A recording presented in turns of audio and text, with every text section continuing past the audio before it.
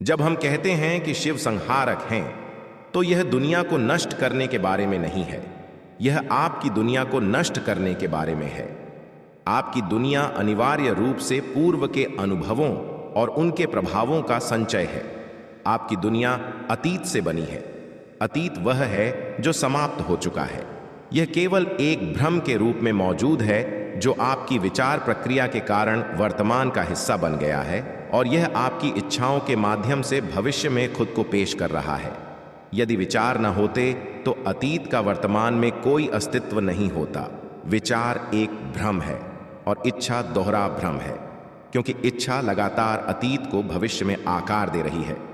आपने अतीत में जो कुछ भी जाना है, उसके आधार पर आप उससे बेहतर चीज की इच्छा रखते हैं।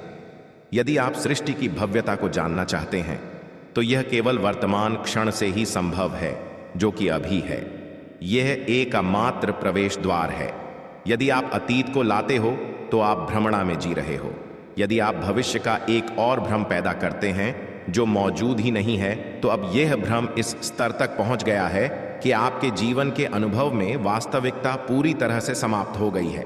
पूर्ण स्थिरता की स्थिति में अतीत मौजूद नहीं होता। निरपेक्ष गति में भी कोई अतीत नहीं होता। ये वे दो मूलभूत मार्ग हैं जिन्हें शिव ने सृजन और सृजन के स्रोत तक पहुंचने के लिए मार्ग बताया। यही कारण है कि उन्हें लगातार या तो एक तीव्र नर्तक या एक तपस्वी के रूप में वर्णन किया जाता है जो पूरी तरह से स्थिर है। शिव का सती से विवाह कराने की साजिश योग विद्या में एक कहानी यह है कि शिव स्थिरता से नृत्य और नृत्य से स्थिरता की ओर बढ़ने लगे। बाकी सब गंधर्व, यक्ष, तीनों लोकों के देवता उन्हें आसक्ति और कौतूहल की दृष्टि से देखने लगे। उन्होंने इस पूर्ण गति और पूर्ण स्थिरता का आनंद लिया, लेकिन उन्हें इसके अनुभव की प्रकृति के बारे में कोई जानकारी नहीं थी। वे सब उसका अनुभव करना चाहते थे। उनकी कौतूहलता रुचि में परिवर्तित हो गई। अपनी दिलचस्पी की वजह से उन्होंने उनके करीब जाने की कोशिश की, लेकिन वे उनके नृत्य की तीव्रता या उनकी स्थिरता की तीव्रता का सामना नहीं कर सके। अब उन्होंने योजना बनाना और साजिश करना शुरू कर दिया कि वे इस तरह का अनुभव कैसे हासिल कर सकते हैं जिसे वो व्यक्ति प्राप्त कर रहा था।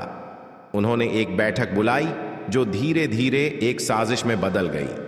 उन्होंने किसी तरह भी उनकी शादी कराने का फैसला किया।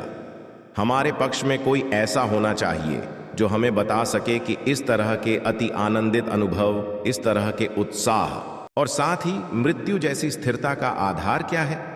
ऐसा लगता है कि वह दोनों का आनंद ले रहे हैं। हमें भीतर के व्यक्ति की जरूरत है। कई सारी बातें हुई।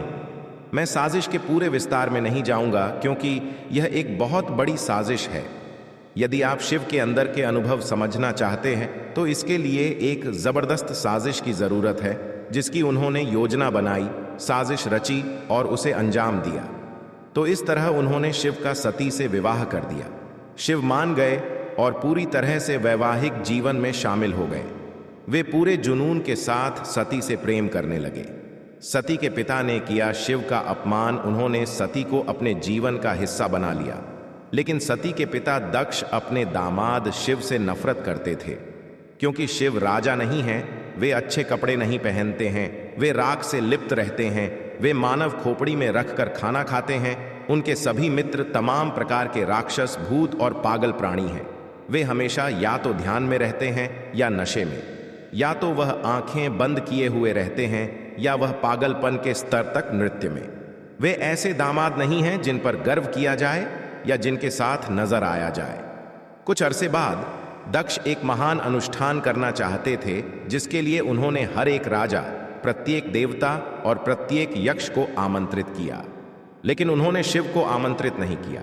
शिव और सती जंगल में बैठे थे और सती उन्हें प्यार से जंगल के फल खिला रही थी, क्योंकि उनके पास खाने को यही सब कुछ था। उनके पास न तो घर था और न ही खाना पकाने की उचित व्यवस्था, इसलिए वे सिर्फ फल खाते थे और जो कुछ भी भेंट के रूप में आता था। फिर सती ने देखा कि बहुत सारी भीड़, बेहतरीन रथ, सभी राजा, देवी देवता पूरी तरह से अलंकृत कहीं जा रहे हैं। तो उन्होंने शिव से पूछा, यह क्या है? सब कहाँ जा रहे हैं? शिव ने कहा, इससे कोई फर्क नहीं पड़ता। हमें वहां जाने की कोई जरूरत नहीं है जहां वे जा रहे हैं। लेकिन वह बहुत उत्साहित हो गई। कहाँ जा रहे हैं सब? देखिए वे कैसे सजे संवरे हैं। क्या हो रहा है? उन्होंने कहा, परेशान मत हो, हम यहाँ ठीक हैं। क्या आप दुखी हैं? नहीं, आप प्रसन्न हो। उनकी चिंता मत करो, क्योंकि वे जानते हैं कि क्या हो रहा है। लेकिन उनकी उत्सुकता और स्त्री सुलभ उत्साह ने उन्हें वहां बैठकर फलों का आनंद लेने की अनुमति नहीं दी। वे आगे बढ़ी और एक रथ को रोका और उनसे पूछा, तुम सब कहां जा रहे हो? वे बोले, क्या आप नहीं जानती? आपके पिता एक विशाल यज्ञ कर रहे हैं, एक बड़ा धार्मिक संस्कार, और उन्होंने हम सभी को आमंत्रित किया है। क्या आप नहीं आ रहे हो? जब उन्हें पता चला कि उन्हें और उनके पति को आमंत्रित नहीं किया गया है, तो वह स्वयं को पूरी तरह से खोया हुआ महसूस कर रही थी। वह अपमानित महसूस कर रही थी। उन्होंने सोचा कि यह शिव के लिए उचित नहीं है। उन्होंने शिव से कहा, मैं अपने पिता के पास जा रही हूं। उन्होंने ऐसा क्यों किया? शिव ने कहा, इससे मुझे कोई फर्क नहीं पड़ता। आप इसे गंभीरता से क्यों ले रही हैं? हम यहां ठीक हैं, हम उनके आयोजन में क्यों जाएं? लेकिन वे आमंत्रित न किए जाने के इस अपमान से बहुत बौखला गई थी। उन्होंने कहा, नहीं, मुझे जाना है। जरूर कोई गड़बड़ हुई है, शायद निमंत्रण खो गया था। ऐसा नहीं हो सकता।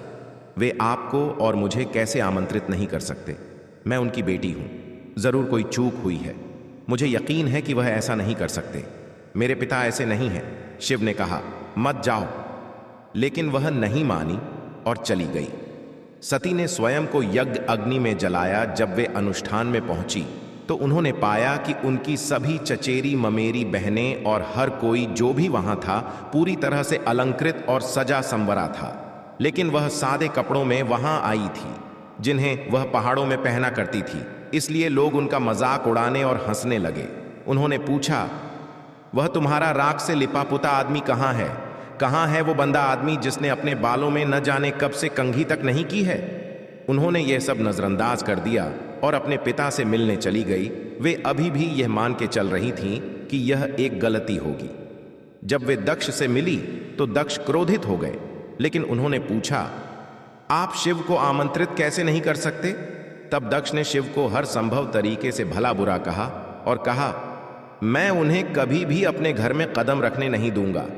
वे बेहद निराश थी। यज्ञ की अनुष्ठानिक अग्नि जल रही थी। वे उसमें प्रवेश कर गईं और खुद को जला लिया।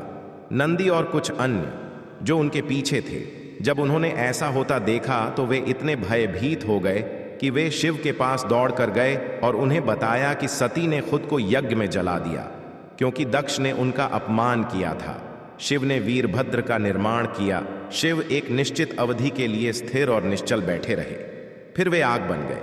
वह गुस्से में उठे। शिव ने अपने उलझे हुए बालों की एक लट तोड़कर अपने सामने मौजूद चट्टान पर फेंक कर मारी और एक बहुत शक्तिशाली प्राणी उत्पन्न किया, जिसका नाम वीरभद्र था। उन्होंने वीरभद्र से कहा, जाओ यज्ञ को नष्ट करो। दक्ष समेत किसी को भी इसमें से कुछ हासिल नहीं होना चाहिए। जो कोई भी इस अनुष्ठानिक आयोजन में शामिल है, उन्हें नष्ट कर दो। वीरभद्र ने क्रोध में आकर न केवल यज्ञ को नष्ट कर दिया, बल्कि अपने रास्ते में आने वाले सभी लोगों का वध कर दिया और इन सबसे बढ़कर दक्ष को सूली पर चढ़ा दिया। शक्ति स्थलों का जन फिर शिव आए। उन्होंने सती के आधे जले हुए शरीर को उठाया। उनका दुख शब्दों में बयान नहीं किया जा सकता। उन्होंने उसे अपने कंधे पर रखा और चल दिए। वे बेहद रोष और शोक में थे। उन्होंने शरीर को न तो नीचे रखा और न ही आग की लपटों को उनके शरीर को भस्म करने दिया और न ही उसे दफनाया। वे बस चलते रहे। चलते चलते सती का शरीर सड़ने लगा और सड़ने के कारण उनके अंगों के कई टुकड़े और हिस्से हो गए और वे 54 अलग अलग स्थानों पर गिर गए। ये 54 स्थान भारत में शक्ति स्थल के रूप में सामने आए। उनके शरीर का जो अंग जहां गिरा, वहां शक्ति का एक गुण स्थापित हो गया। ये भारत के प्रमुख देवी मंदिर हैं। उनमें से 3 को गुप्त माना जाता है और कुछ लोगों को छोड़कर कोई नहीं जानता कि वे कहाँ हैं, लेकिन 51 स्थल लोगों की जानकारी में है। शिव और पार्वती की ऐसी कहानी के लिए चैनल वस्त्र धर्म को सब्सक्राइब कर लीजिए और नोटिफिकेशन बेल आइकन को ऑन कर लीजिए, ताकि आने वाली हर वीडियो का नोटिफिकेशन सबसे पहले आपको प्राप्त हो। और कमेंट बॉक्स में लिख दीजिए, जय भोलेनाथ। वीडियो के अंत तक बने रहने के लिए धन्यवाद।